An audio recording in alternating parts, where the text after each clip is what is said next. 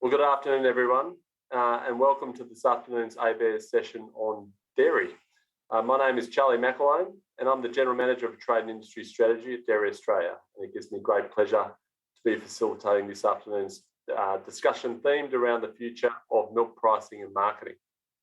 This session will look at how the dairy industry has responded to the significant change and upheaval that came to a head in 2016 with the milk price clawbacks. In many ways, though, the episodes of 2016 were a reflection of a 15-year period of change that was instigated by deregulation of the industry at the turn of the century. From that time, we saw significant shifts in the structures of dairy farms, right through the supply chain to the dairy processors, where the share of milk processed by cooperatives shifted from major to niche in just a few short years. The exit of Murray Goulburn from the Australian dairy landscape was a final reinforcement that the relationships between most farmers and processors had forever changed, and the systems and structures that supported transparency through the supply chain would need to evolve with this. This was a key theme emerging from the recently completed Australian Dairy Plan, an all-of-industry consultation process that looked to reset the dairy industry agenda and point the way towards a more profitable, confident and united dairy industry. Today's speakers will talk about some of the changes and innovations that have recently emerged in the sector that have looked to address the needs of this new commercial landscape and look to set the industry up for the future. You'll hear views from processors, farmers, regulators, and those servicing the industry, each of whom bring a very different perspective on the situation, but at the same time, a shared desire to set the industry up for a successful future. Before we get started, just to let you know that the live Q&A will be at the end of the session after all the presentations, but you're all invited to post questions into that process and make your questions. We'll endeavour to try and get through as many of them as possible. And also just to note that if the speaker has given permission, which I think most have, that their slides will be available in the resources tab for you to download during the session as well. And please be reminded that the session will be recorded and available under the session catch-up tab after 24 hours beyond the webinar. So with that, first up, we'll hear a processor perspective on milk pricing and how the sector is looking to build transparency around the value of milk across Australia using a tool called the Milk Value Portal. Grant Crothers and Janine are the engine room behind the Australian Dairy Products Federation, the peak body representing Australian dairy processors, marketers and traders.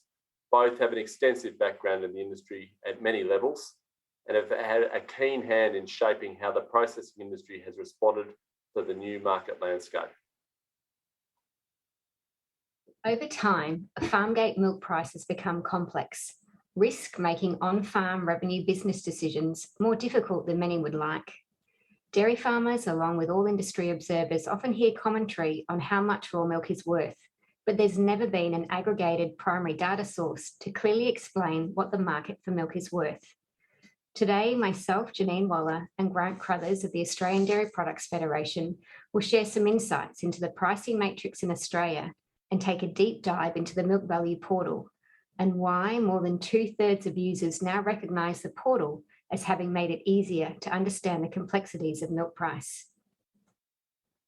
We'll take you through the history and the factors that dictate milk price. And with more than 80% of Australia's milk produced in the southern region and the majority of milk exposed to the volatility of the commodity markets, we'll share the value and the insights that the Milk Value Portal can bring. Thanks, Janine.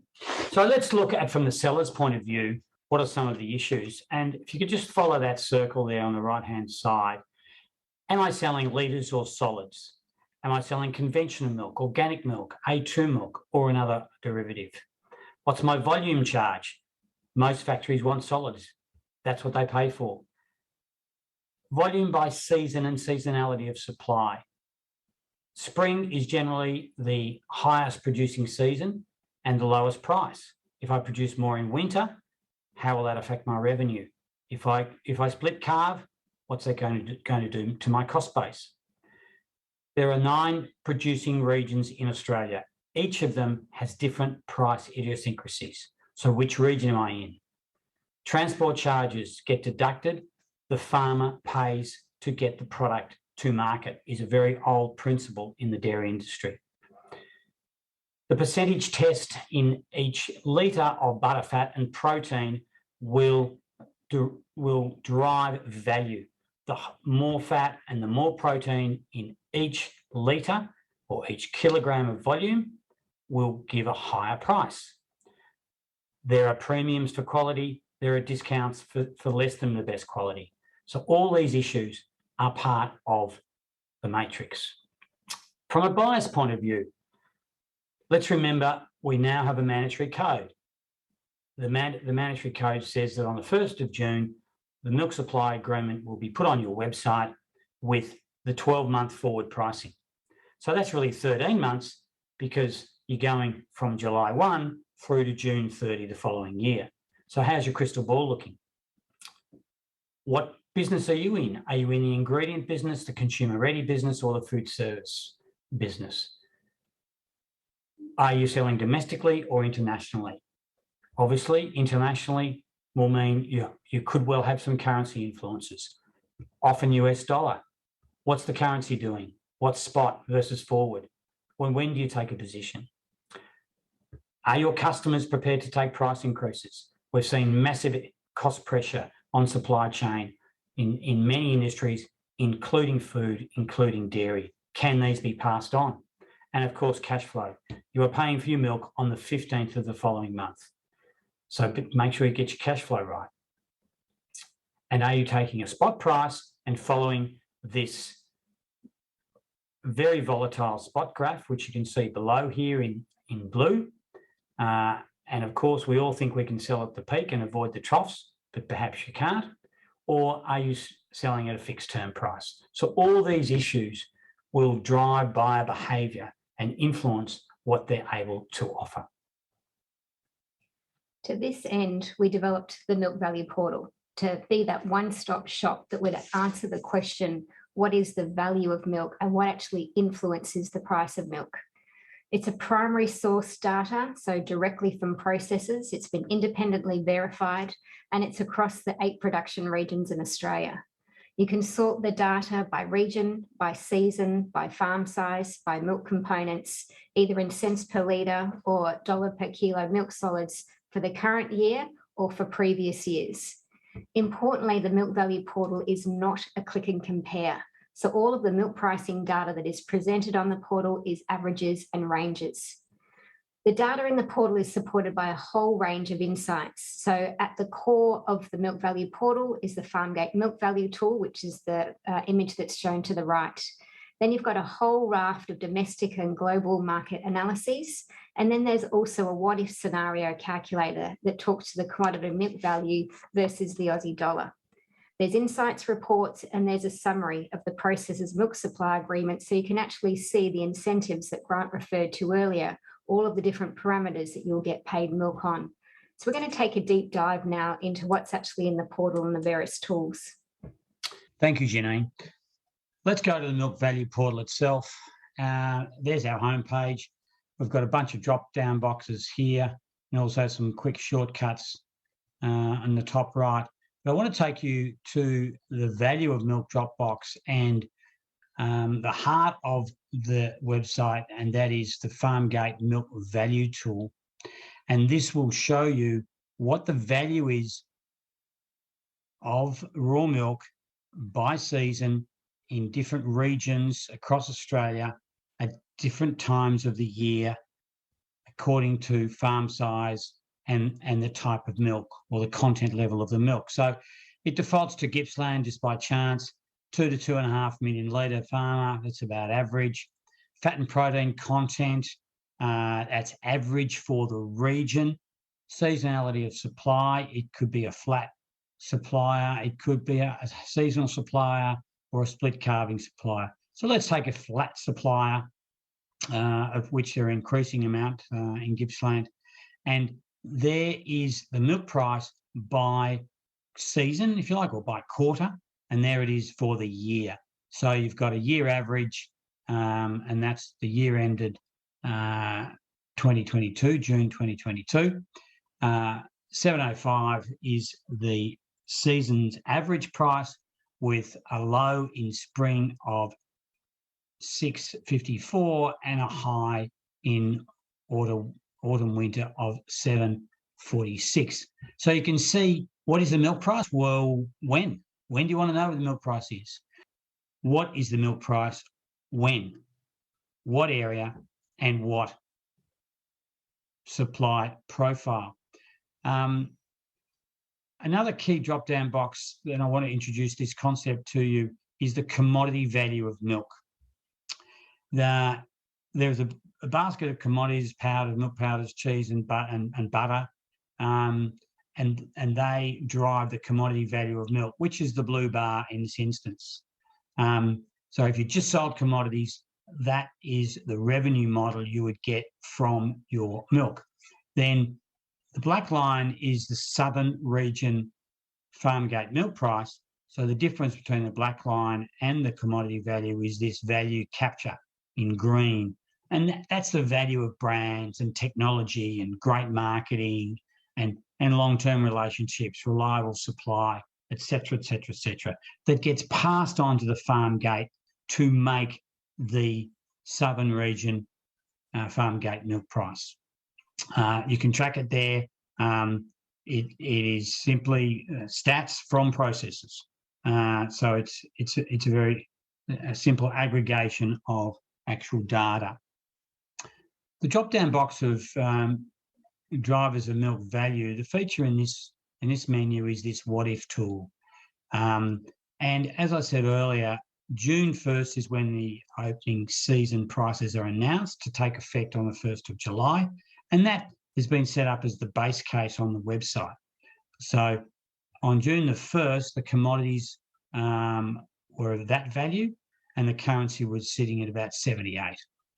Of course, probably by June the 3rd, everything had changed. But the prices were announced, and that moment in time, the base case value, the commodity value of milk, Aussie dollar basis, was $6.58. So let's just do a quick analysis saying, well, what if the currency weakens, which it has done, the processor was able to capture all that weak currency, let's say 72 cents. So sell all those commodities at 72 cents Aussie on the US versus 78. What impact does that mean? Does that have? A massive impact, 83 cents, more than 10%. That's about 13 or 14%, I think, just in currency alone. So that's a huge driver of value. We'll go back to base case. I'll do a quick one on butter. What if butter moves up, which I think it has? If it goes up 10%, what does it do to that commodity basket? Not anywhere near as much as that currency, but not an insignificant amount of money. 15 cents is a significant amount of money. So that enables some planning, a little bit of own analysis of the crystal ball. The last drop box I want to take you to is this global market. And importantly, I don't want to ignore the resources that I will come back to. But let's have a look at this global market, and we'll just quickly have a look at Australian imports, because we are an attractive import destination. We import almost as much as we export. So let's just have a look at what we're importing at the moment. There's Australian cheese imports by month since 2016. So you can see a good core business there of best part of 7,000 tonne a month. And then the butter imports, which surprises people often, is sitting at about 2,000, 1,800 tonne a month. So we are an attractive import, particularly as our milk supply shrinks. Resources, it is a well of information, and just a quick bit of transparency. I'd like to show you this, and that these are links to the supply agreements of the different buyers of raw milk, and also the basis of their payments. So who pays what in quality incentive, who pays productivity incentives, who pays an A2 premium, who pays an organic premium, et cetera, et cetera, et cetera. So it's all about transparency. There's nothing mysterious about milk price. Yes, it is a bit complicated, but all the information is right here at the Milk Value Portal. Thank you very much, Janine. So hopefully that's given you some insights into pricing and obviously the values that you can get by going onto the Milk Value Portal. Supporting the Milk Value Portal, there's a whole raft of resources. One key one is the Quarterly Insights Report. So if you head onto the website, we encourage you to register there. This is just a little bit about ADPF and obviously who we represent on behalf of the industry. The Milk Value Portal has been entirely funded by processors, both from its inception right through now to its ongoing maintenance. And we look forward to hearing feedback about how we can optimise the portal. Thank you very much. Great. So next up, we have Scott Briggs, Director of the Australian Milk Price Initiative, or AMPI, which has been working on developing a milk price hedging platform for the Australian dairy industry. Scott has a background developing and implementing a range of trading and risk management strategies with a number of dairy exporters and traders, and will be talking to us today about how a milk price hedging market can benefit the Australian dairy industry. This is also an exciting time for Scott and the team working on AMPI with the delivery only yesterday of their first regional milk spot market. Hi there. My name's Scott Briggs. I'm here today as the Director of the Australian Milk Price Initiative. Thanks very much to the department and to ABARES for the invite. I know it's a great honour to be here, and we're looking forward to answering your questions later on. On the topic of how a milk price hedging market can benefit Aussie dairy, I'm here representing the AMPI team, Gary, Simon and Mike. Please feel free to reach out and contact us. We're very keen to keep spreading the word on this. Unfortunately, today I can only share so much given the limited amount of time we've got, but we came together about 5 years ago after the Murray-Goulburn collapse to investigate how a milk price hedging market might be designed for Australia. When I say a milk price hedging market, I mean a market in which for up to 3 years out, farmers can manage their milk price risk and lock in some portion of their milk price at a certain value.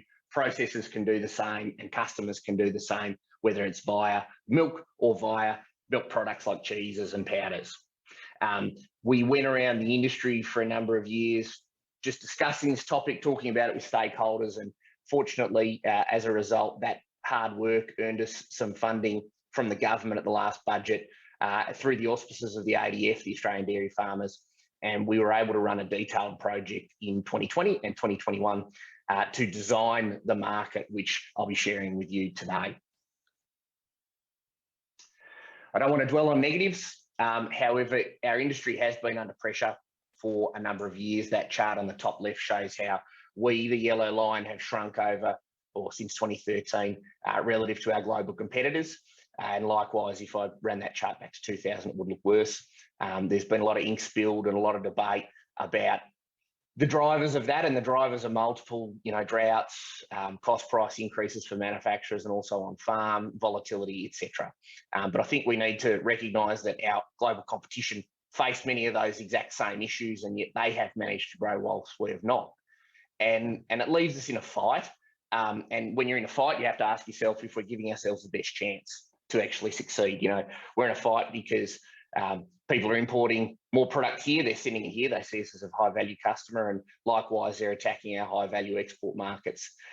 One of the things those global competitors have done to make themselves have the best chance at succeeding is looked at their milk price structure and looked at their milk price risk management tools and asked whether those things are fit for purpose to deal with all of the other real world issues like drought and volatility. And they've all reformed their price structures, and they've all introduced what I'd call an incremental hedging market for milk up to 3 years out. And so a great example of that is New Zealand, where now, every day on a screen, there is a New Zealand milk price future that goes out 3 years. Customers, high value customers, typically who want to lock in 20% of their cheese price because they're a pizza maker or something like that, they want to lock in 20% for the next 3 years. They come to a processor in New Zealand who says, well, with that cheese price and me earning a certain budgeted margin, I can buy milk at X price from a farmer, and they take that bid to the market and see if any farmers want to sell. And there's a balancing act. Sometimes the customer comes up, sometimes the farmer goes down, but ultimately a price is met where all three participants are managing risk. You've got a customer who's managing risk, you've got a processor who's locking in a margin, you've got a farmer who's managing risk and knows what their milk price will be up to 3 years out. Now, whilst we've debated a lot of different drivers of the underperformance of Aussie dairy the last decade, often milk price is seen as a sacred cow. We don't want to debate it. And I want to make it very clear, I'm not talking about the level of milk price here, whether it's too low or too high. I'm talking about the structure, whether the structure gives us the best chance to succeed versus our global competition, and whether our structure sends the right signals and puts the right tools in the hand of our industry, or in the hands of our industry, to be able to succeed successfully. Now, this slide has a lot of detail on it. I can't go into the slide too much, but if you go around the industry and you have half a dozen discussions, you'll see that most people think our current milk pricing structure does not do that. It does not give us the chance to succeed. There are multiple problems that people highlight. I've highlighted a number of them here. I think the key thing, or two key things here, is that we don't have a forward price signal or any hedging tools like they do around the rest of the world. While we might get an analyst saying, oh, I think it'll be X or Y next year, nobody can do anything about it. There are no tools there for them to manage. And ultimately, that's just one person's opinion. It's not a price that's been set in a buy, sell, competitive market. So we're lacking in that area. We don't have the tools to manage volatility together. And because we're not managing risk and we're not managing volatility together, it's a big problem. Because that volatility doesn't go away, the burden of it just sits on somebody. Okay, so previously it was sitting on the farmer because we had this big buffer between opening price and expected step-ups, and we were sending a low price signal to the farmer. Now that buffer's been eroded by competition, and now it's the processors who are wearing the burden of volatility, underwriting a big milk check at the start of the year without necessarily having the tools to manage that risk. And while that might be great for farmers, at the moment it erodes investment in Australian manufacturing capacity. It can lead to the closure of factories, as we continue to see, and it also puts those processors under pressure to pay milk prices going forward. And so, ultimately, that burden does fall back onto the whole industry, not just the processors. So it is time to change the milk price. It's time for us all to come together and say, well, how do we reform the milk price? I've listed a couple of principles there that I won't go into. I think we've discussed them already, but the point that I want to make on this slide is that change can occur quickly when there is industry commitment. We've gone in New Zealand from having no milk price hedging 3.5 years ago to now doing nearly 5 billion litres, if I was to update this chart over that period. We have New Zealand farmers who are locking in milk prices 3 years out at over $9, and that isn't coming at the cost of processors. The processors are earning a margin in the middle and they're winning customers. And so this is the virtuous circle that we have to create here in Australia, but we need a market mechanism that does it. What is that market mechanism? So AMPI has designed the first two steps. Basically, the first is that you need to create a benchmark price for the value of milk that's created by regular and transparent price discovery.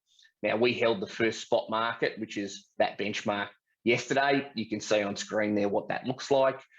Milk prices going out up to 12 months in various regions in Australia. We'll be holding those every fortnight to provide a benchmark for the value of milk around Australia.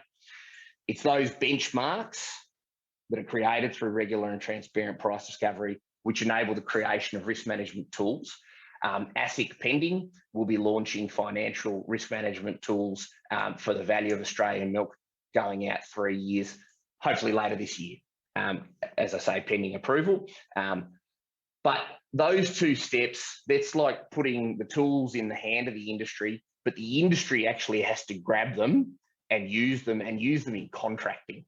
Okay, we need to find a way for these milk price tools to get into the physical transfer of milk from farmer to processor, so that both of those participants can use them, and then between the customer and the processor, whether it be based on milk prices, whether it be based on other product prices that are out there.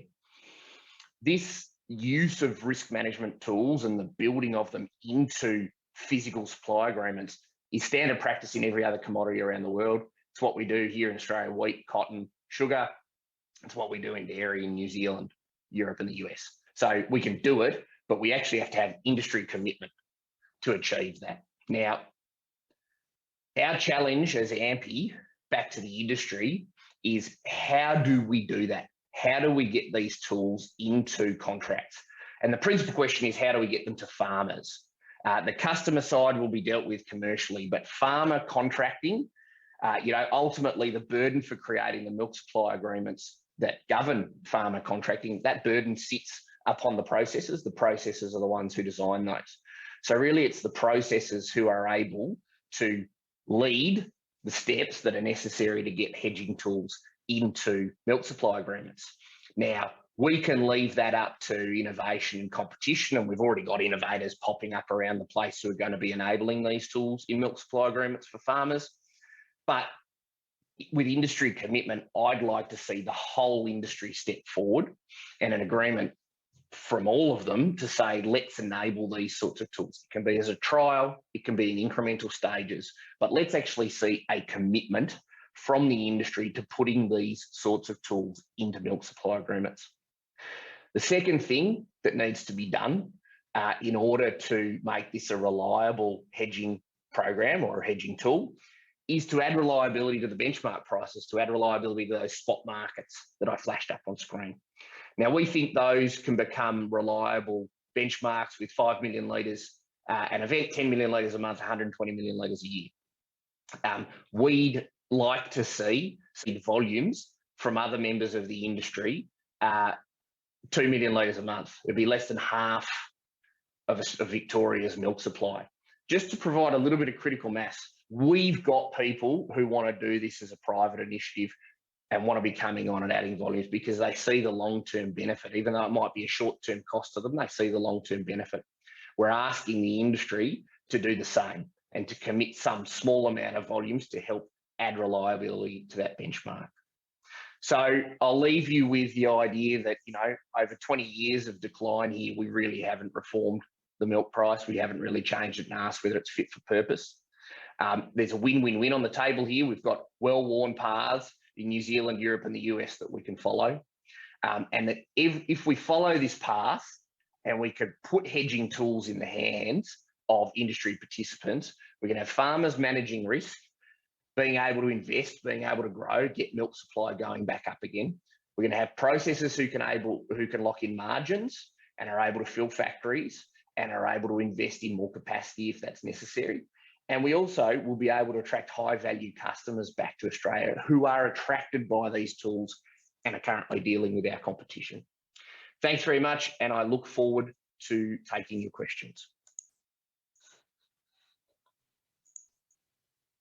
So just a reminder that you can ask Scott or any of today's speakers a question just by using the panel on the left of your screens. And we've got a session after all the speakers for you for them to answer some of those questions coming in. So next up, we have Anne Gardiner, who is a dairy farmer with her husband and son in Bamorn near Echuca in northern Victoria. Starting off as a share farmer in 1989 and purchased her farm soon after, and now milks 1,000 cows, rears 500 young stock and 130 Wagyu calves on 600 hectares of land, and is also a national councillor with the Australian Dairy Farmers, the peak industry organisation representing dairy farmers, meaning she is close to the policy agenda and well placed to give a perspective on milk pricing and how this has changed from a dairy farmer's perspective. Hello, I'm going to talk to you today about what happened in April 2016 and how the dairy industry has significantly changed its approach to milk pricing. In April 2016, we were supplying milk to Murray Goulburn, the largest processor in Australia at the time, processing about 30% of the milk of Australia. In April 2016, Murray Goulburn announced a price step down and Fonterra quickly followed suit. The worst impact of this step down was that farmers lost confidence and trust in their processors. There is still fear and anger about these events. The slightest wobble is enough to undermine confidence in some people and they choose to leave the industry. In response, the Australian Dairy Industry Council introduced a voluntary code of conduct for processors in June 2017. The ACCC inquiry into the dairy industry said that this didn't go far enough. So the Australian government introduced a mandatory code of practice and other interventions to improve farmers' information about pricing, as well as improving bargaining power and trading terms and conditions. This came to fruition in December 2019. Before the mandatory code, processors pushed all of the risk onto farmers. Farmgate milk price fluctuated from year to year, with farmers having to manage all of the risk to keep producing milk. The Code of Conduct has redistributed the risk a little more evenly across the supply chain. Most significant impact from the introduction of the Code of Practice is the requirement for milk processors to announce opening prices on the 1st of June and as well as contracts each year. This is significant because prior to the code, processors would play brinkmanship with one another in announcing their opening prices, their goal being to pay the lowest possible milk price rather than a price that reflected market conditions for the products. If processors didn't need more milk, they could pay a lower price than Murray Goulburn. If they needed more milk, they would wait for Murray Goulburn to make an announcement of price and then would pay a higher price. Many years would see us with no opening price until after the start of the season. In fact, one year I remember it was September before we had an opening price. These delays make it difficult to change processor because of the issue of loyalty payments and productivity payments. Now with contracts and prices available at the start of June, farmers have more opportunity to look for the best processor to maximise returns for their farm with their particular milk flow in their particular region. The code and its requirements for the 1st of June price announcements is particularly important with the major change from an industry based on milk co-ops as processors to an industry where the majority of processors are multinationals whose priority is to maximise returns for their shareholders at the expense of farmers. This is a fundamental change. We, the farmers, suppliers, owned Murray Goulburn. Profits were distributed via milk price and shareholder dividends. However, there was little competition for milk and there was a lot of room to improve production efficiency and marketing. Processors now have to assess their returns from selling products and determine what they can pay for milk. The code has altered the distribution risk from lying totally at the farm gate to some pushback to processors to offer competitive prices that require them to be more efficient and better marketers.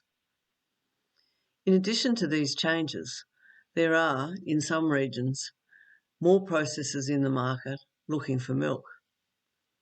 This is a big change in my region, and I think it's imperative that we have plenty of processors so that we have genuine competition for milk. There is a risk that large processors will swallow the smaller ones, which could lead to a situation like we see with the supermarkets in Australia, where there are only one or two dominant players. As well as the code, in September 2020, Australian dairy farmers with Dairy Australia, Australian Dairy Products Federation and Gardiner Foundation released a national strategic plan known as the Dairy Plan. These key dairy industry organisations, representing the whole of the dairy industry chain, worked together and came up with 5 industry objectives. One of the objectives was to restore trust and transparency between farmers and processors and strengthen confidence. The Milk Value Portal is one mechanism that has been developed to try to achieve this.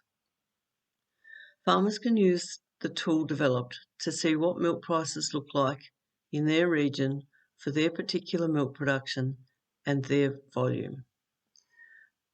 The portal also provides snapshots and information about what is happening with outlooks and production within regions, across Australia and internationally.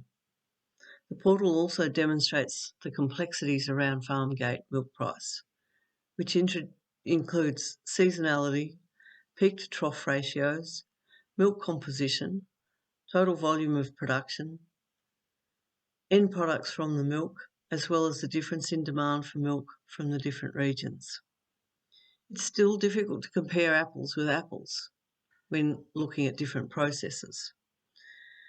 And looking at the range of different pricing schedules on offer, the only way to determine the value returned from supplying a particular processor is to do a milk income estimation with that processor. The farmer also needs to understand the risks of not supplying the milk of particular milk quality or production targets that have been set. Another pricing tool that has been developed is a new marketing and trading platform. This platform has been developed and will launch in March at the Financial and Energy Exchange Global in Sydney. This provides farmers with a mechanism to trade their milk and allow for improved transparency and risk management. From my perspective, this type of risk management strategy is not for the faint-hearted and would need a high level of skill to profit from using this platform. As farmers become more skilled and knowledgeable, I see this marketing tool as becoming more popular. About 12% of the New Zealand dairy industry uses a similar platform, and this platform's been available for about 10 years. So it's not it's a slow process of getting those skills and confidence. In my farm, we've chosen a different pathway to manage risk. We've looked for processes where we can negotiate multi-year fixed price contracts with a flat price all year. We've taken the approach to be a supplier of choice. This allows us to have discussions with a variety of processors about a quality product, a production pattern and volume of supply that's desirable to them. Multi-year contracts allow us to develop infrastructure, access technology and grow our farm business, knowing the price for our milk over the next few years. For us, this is an important part of managing risk and fits with our other strategies such as fixing interest rate for loans, grain contracts, carryover of water and storing silage for dry years. In my 40 years of working in the dairy industry, I've never seen so many farmers changing processes. According to the UDV, in the last 3 years, 22 to 27% of farmers have changed processor. Farmers are now looking at and comparing different processes, initiating discussions and moving their milk, some doing so almost every year. In the short term, this has been good for farmers, as processors have had to be competitive in a commercial market, rather than relying on the comfort of loyal and uninformed suppliers. Having more informed and knowledgeable farmers allows for more understanding of milk value and the complex issues impacting the average farm gate milk price, which in turn allows farmers to enter into negotiations on a more level playing field. I hope this gives you an overview of some of the major changes that have occurred within milk pricing since the dark days of April 2016. I think, to paraphrase Paul Keating, this was a price step down that we had to have to shine the spotlight on the unfair risk burden that farmers carried and to drive change to improve the balance. Thank you.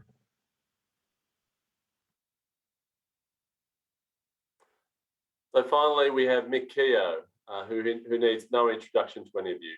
Mick has been a repeat presenter at ABARES over many years across many issues, whether this through his previous roles with the Australian Farm Institute or under his current position as Deputy Chair of the ACCC.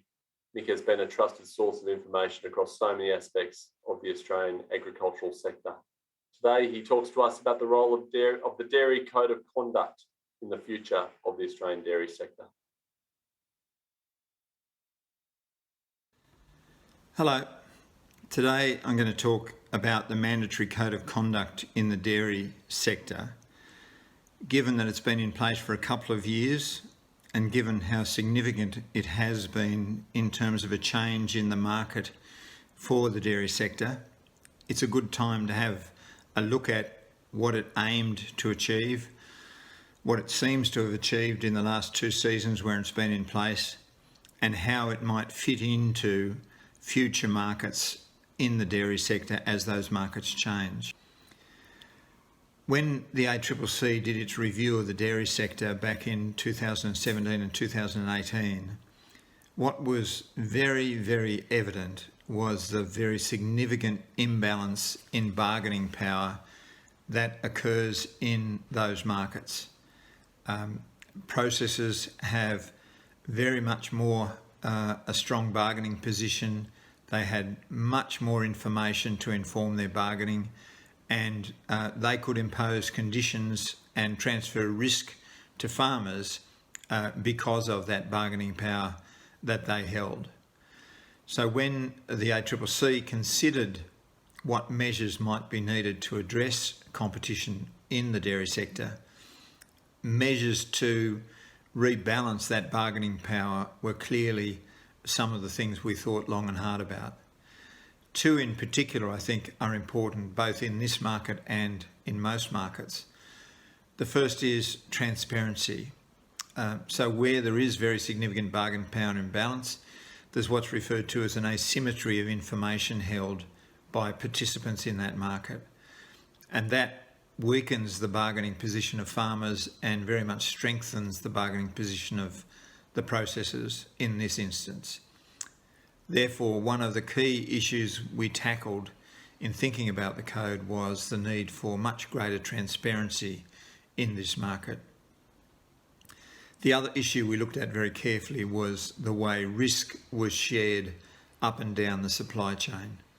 It was very evident from the events of April 2016 that the contracts that applied at that time were very much constructed with all the risk falling within the farm gate and minimal risk applying to processors.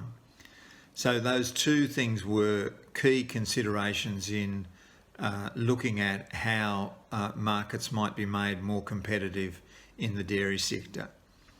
I think the third thing we thought about at the time was the fact that markets evolve. So you can't just set and forget when it comes to the way a market operates. And I think in some respects a code is useful in that regard because it's less rigid than legislation and can be subject to reform and review as time goes on. And indeed, there's already been a review of that code as occurred last year. Before thinking about what the code set out to achieve and how well it's worked, it's worth talking through some unique aspects of the dairy sector in Australia. The first is that it's not a uniform sector nationally. There is significant differences in the market between Southern Australia and Northern Australia and Western Australia. And those differences are quite important to understand. One is the markets that are targeted predominantly from production in those various regions. So in the southern region, very strongly dominated by product targeted at export markets. And that means we see a reasonable relationship between the farmgate price and prices prevailing in global markets. On the other hand, northern New South Wales, Queensland and to a large degree Western Australia are very much domestic market focused dairy markets. So there you see no or less correlation between global dairy prices and prices paid at the farm gate. You see a much flatter demand curve, and the requirements there are very much more for flatter production, in other words, year-round milk production rather than the much more seasonal production that we certainly observe in the southern markets, Southeast, South Australia, southern Victoria and Tasmania. So those differences are quite important to understand in the context of how you might structure markets in the dairy sector. The other issue that's quite important is the difference in competition between the different regions. So in some regions of southern Victoria, we found up to 8 different processors competing for farmers' milk, whereas by the time we got to central and northern Queensland, it was commonly down to 1 processor, and certainly in Western Australia, only 3 processors and all of them domestic focused. So that difference in competition has to be accommodated when you think about what sort of regulations or what sort of code might operate well in the sector. The other thing we found was that pricing was very hard to understand and quite opaque. Between processors, the same pricing didn't mean that farmers received the same amount of money for their milk. And from year to year, the same prices didn't mean farmers received the same amount for their milk. And a lot of that, of course, is tied up in variations in milk quality, but there was also considerable variation in how processors calculated the payments that they made and what they deducted from those payments. So the mandatory code was introduced with the main focus in addressing 2 in particular aspects of the dairy sector, one being the lack of transparency and the second being the inappropriate risk management that was occurring in the sector. So it requires, the dairy code requires, for example, single written documents as milk supply agreements between processors and farmers. It requires pricing to be announced publicly on or before the 1st of June each year for milk seasons that start on the 1st of July. It requires those milk supply agreements to spell out clearly what the dispute resolution processes are that will apply in the event there is a dispute. And it also requires processors to offer both exclusive and non-exclusive supply agreements and make that choice available. We've had quite a deal of interaction with processors over the last 2 seasons as the code has come into effect. A lot of that has been consultative, in other words, clarifying, providing guidelines, working with processors to help them understand particular issues in relation to their supply agreements and what might need changing. We've also had some enforcement action. A number of infringement notices have been issued, and we have 1 court case currently underway that will, we expect, identify and clarify some aspects of the code that is in dispute with a particular processor. But generally speaking, I think the overall view is the code has resulted in positive change in the sector, and that's been good for the industry. There is still work to do, I think, and that's certainly one of the recommendations coming out of that review. The definition of minimum price is something that needs some clarification. Different processors have interpreted it differently, and therefore it can be complex to try and compare the prices offered between different processors. Some provide a minimum price as long as a farmer meets a minimum standard milk quality. Others provide a very much graduated price that is very much up and down depending on all aspects of the quality of the milk, and comparing between those 2 can be quite complex. I think the other issue that has been somewhat contentious is the issue of exclusivity. In other words, can a processor simply demand that farmers only supply that single processor, or should farmers have a broader choice? In other words, should they be able to split their supply between 2 different processors, or vary how much milk goes to a processor during the season? That is quite a complex issue because, of course, it's tied into the economics of milk collections and how that's organised and facilitated. Nevertheless, I think the notion that there should be some flexibility and some ability for farmers to split their supply is one that has been adopted by some processors, and I think will be something that develops further into the future. And I think that's particularly important when we think about some of the risk management options that are starting to be developed. And certainly one of the speakers in this panel is talking about that options or those options. And in a sense, they depend on a non-exclusive supply arrangement to be given effect to. So I think that is quite important. I think what it also highlights is the way the code operates, where it's a minimum standard of requirements for the market rather than a very prescriptive description of what the market should be like, means that as the market evolves, as undoubtedly it will, those innovations in terms of risk management and different ways of dealing between farmers and processors can be adopted without necessarily requiring wholesale changes to the code. So I think our conclusion is the code has been beneficial. I think that's generally shared. I think it's flexible enough to accommodate innovation and reform in dairy markets. It greatly improves the transparency of the market and has resulted in more appropriate risk sharing through the supply chain. And all those things are quite positive. It'll be interesting to see how this market evolves and the extent to which the dairy code remains relevant to those markets into the future. Thank you. Over time, farm gate milk prices become complex. All right. Well, that brings to conclusion our speakers for the day, our speeches, presentations for the day. And now is your opportunity to ask questions of any of the five panellists about any of the issues you've heard today. So I'm just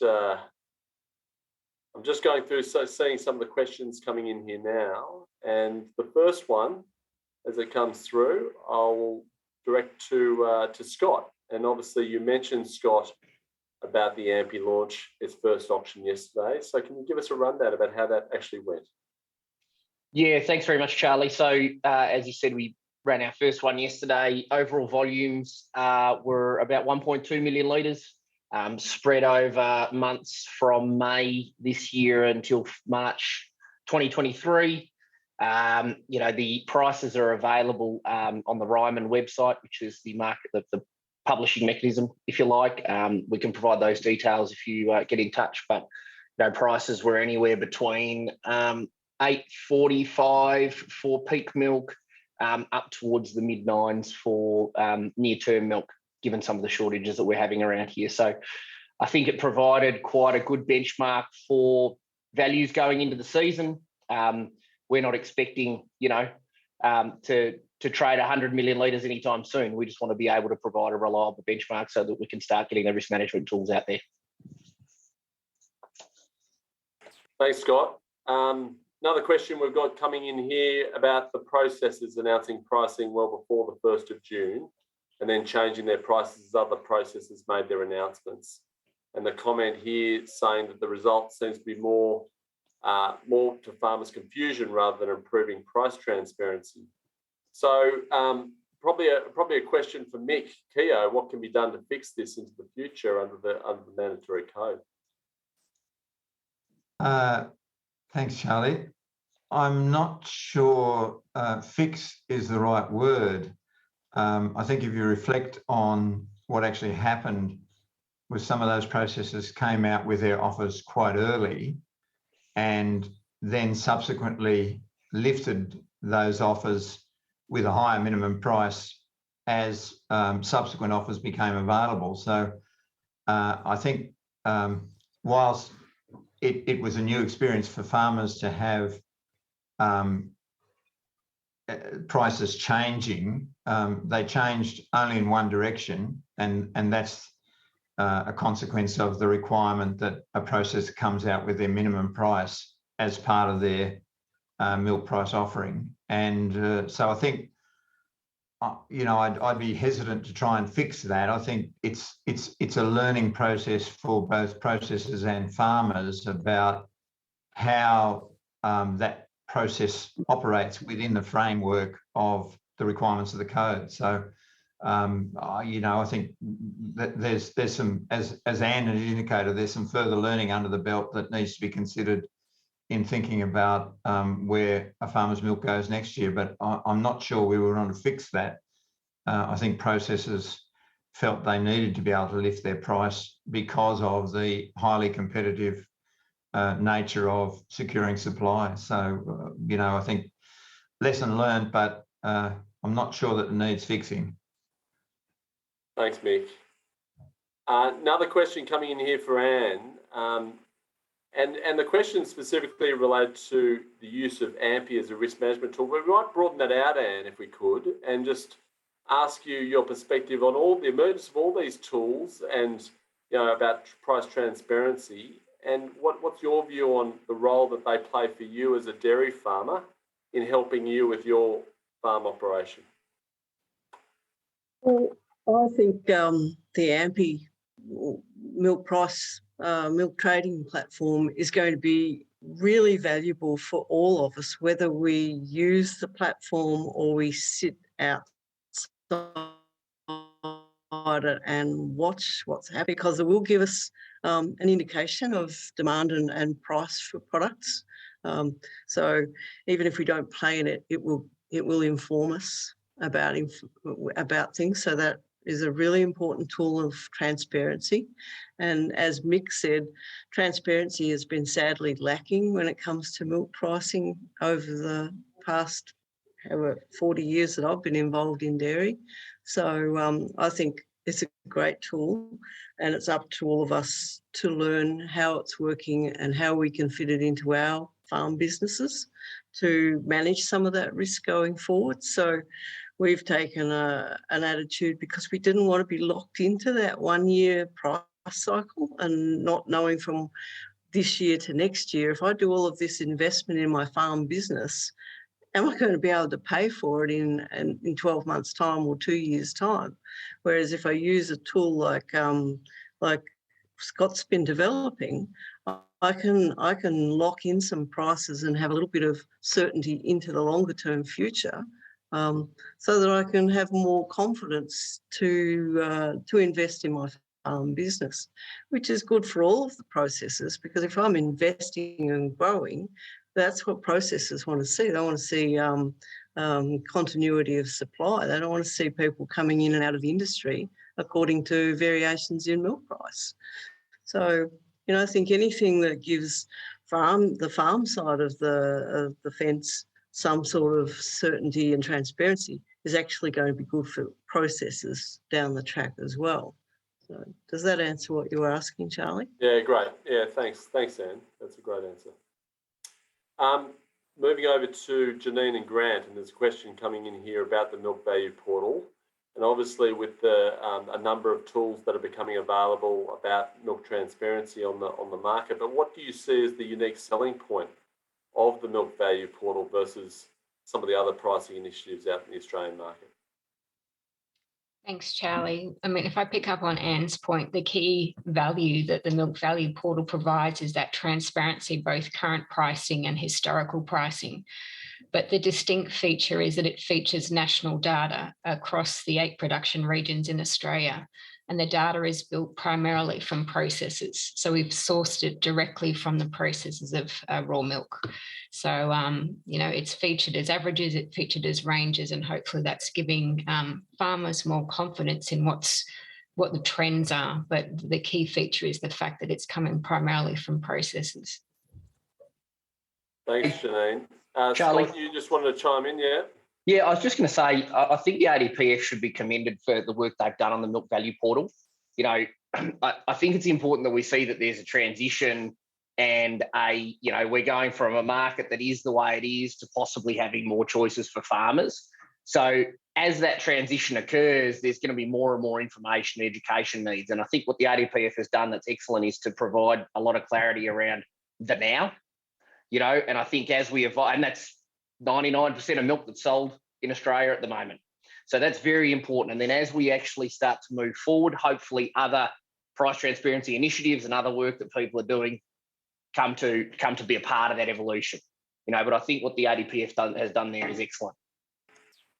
Yeah, thanks, Scott. And just while you've got the microphone, questions coming in here about farmers' use of these sorts of tools. Might be a bit early at this stage in terms of your tools, but what are you expecting in terms of the types of farmers who will use AMPI, and based on what you think and what you might be seeing in some of the overseas examples that are out there?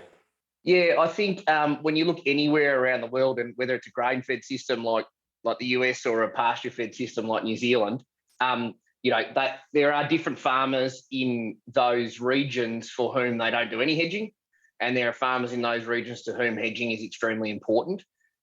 Generally speaking, it comes down to leverage. So it's either if you're highly levered, you borrowed a lot of money, therefore you can't take the down. Right? You can't take that down price year, and so you want to remove some of that risk. And that might be because you're levered up because of, you're investing for growth, or you're a young entrant, or whatever it might be. So you want to make sure you take out that real catastrophic risk. But there's also leverage in your operation. So if you're a higher cost, system, which can still be very, very profitable, whether it's here or overseas, but you need to know that you're buying your water, grain, locking in your interest rates, etc., at a rate, and locking in your milk price at a rate. And you're doing that because you're trying to get your overall turnover up. You're going for a little bit more of an intensive system. So those tend to be the two, generally speaking. Thanks very much, Scott.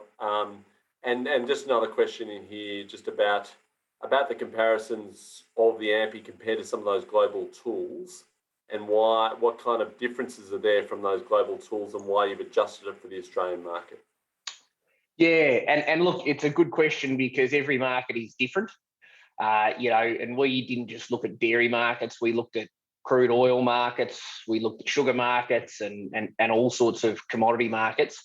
I guess what we designed, which is a benchmark that's based on milk for sale in 2 months' time, is to help deal with perishability of milk. It helps to mean that a farmer can have certainty of where their milk's going 2 months ahead of time, so that you can deal with logistics and all that sort of stuff. And we've also got it month to month, so that it is providing that real-time value of what milk is at any point in time, rather than just, say, a once-a-year price-setting mechanism. So that's kind of why the short answer. Well, thanks very much. Listen, that brings us to the end of our time. And I think it's clear to see that there's a lot of innovation, there's a lot of change and movement in the Australian dairy industry, and some exciting things happening as the industry reshapes itself to point to the future. And we've had a really good perspective on that from our 5 speakers here today. So thank you very much to Janine Waller and Grant Crothers from the ADPF, Scott Briggs about the AMPI project, Anne Gardiner, dairy farmer from Northern Victoria, and Mick Keogh from the ACCC. Thanks very much. And with that, I'll hand over to Jared Greenville from ABARES to wrap up for the day. Excellent. Thanks, Charlie. And wow, it's the end of our Outlook conference. And it's been quite a really interesting and dynamic last 4 days. And I'd like to thank everyone for participating in what has been the 52nd annual conference. This is, again, another virtual event and our second one. So we'd really love to get your feedback about how it went, what you liked, what you didn't like, and also, importantly, what you'd like to see next year. I wanted to also thank all the speakers and chairs for some pretty thought-provoking presentations, discussions, and also to all the delegates, to you for posting a number of questions and getting that conversation going. And I hope that you can continue that conversation as we look forward and carry forward and take some of these ideas about the future of Australian agriculture. I mean, one of the things that struck me and came up in the last session is how dynamic the sector is, how important issues like sustainability, issues like innovation, in this case for dairy, looking at innovation in the lens of like milk pricing and so forth, how important those issues are about both meeting consumer needs but also delivering value at the farm gate. And so this will be the central kind of pillars that help drive Australian agriculture and drive the prosperity of Australian agriculture into the future. Lastly, I really just want to wrap up by thanking my team here in ABARES. It's a massive effort to put on this, and the event, the seamlessness of the event and how well it works just doesn't happen by accident. A huge thanks to my events team, and they really do a phenomenal job over the months leading up to this to bring this together. Also to everyone in ABARES, it's really a team effort. We have a whole raft of people who put together the sessions, speak to people, develop the content that you'll see both in some of these sessions, but also on our website. So a big thanks to everyone for pulling that together. So with that, that's really it. I'd like to officially close what has been the 52nd edition of ABARES National Outlook Conference. I really hope you had a great time. I hope to see you again next year. And thanks as always for participating. And if you're interested in anything that we've demonstrated over the last few days, just get in touch.